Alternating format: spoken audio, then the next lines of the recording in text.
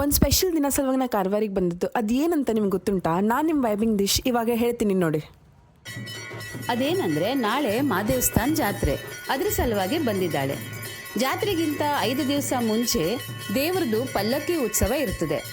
ಆಗ ಸಂಜೆ 7:30 ಅಷ್ಟೊತ್ತಿಗೆ ಅರ್ಚಕಗಣ ದೇವರ ಉತ್ಸವ ಮೂರ್ತಿಯನ್ನು ತಂದು ಪಲ್ಲಕ್ಕಿಯಲ್ಲಿ ಕೂರಿಸಿ ದೇವಸ್ಥಾನದ 3 ಪ್ರದಕ್ಷಿಣೆ ಮಾಡುತ್ತಾರೆ. ಆಗ ಅದರ ಜೊತೆಗೆ ಭಕ್ತಾದಿಗಣಗಳು ಕೂಡ ಹೋಗುತ್ತಾರೆ.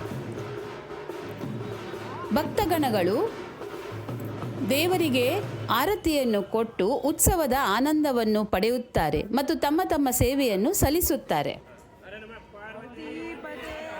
ದೇವಸ್ಥಾನದ 4 ದಿಕ್ಕಿನಲ್ಲೂ ಆರತಿಯನ್ನು ಕೊಡುತ್ತಾರೆ.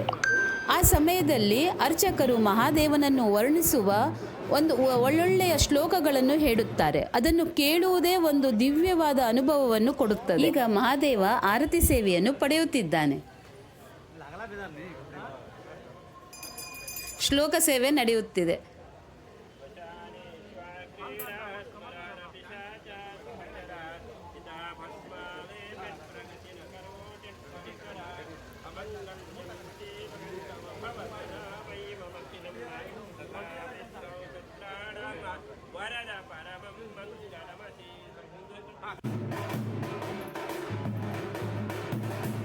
ಪ್ರದಕ್ಷಿಣೆಯ ನಂತರ ಉತ್ಸವ ಮೂರ್ತಿಯನ್ನು ಗರ್ಭಗುಡಿಯಲ್ಲಿ ತೆಗೆದುಕೊಂಡು ಹೋಗಿ ಸನ್ನಿಧಾನದಲ್ಲಿ ಪೂಜೆಯನ್ನು ನೆರವೇರಿಸಲಾಗುತ್ತದೆ.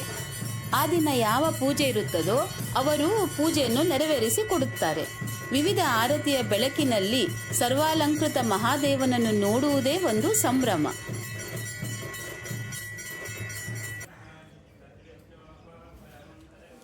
ಆರತಿಯ ನಂತರ ಭಕ್ತಾದಿಗಳು ತಂದುಕೊಟ್ಟ ವಸ್ತುಗಳ ಸವಾಲು ನಡೆಯುತ್ತದೆ.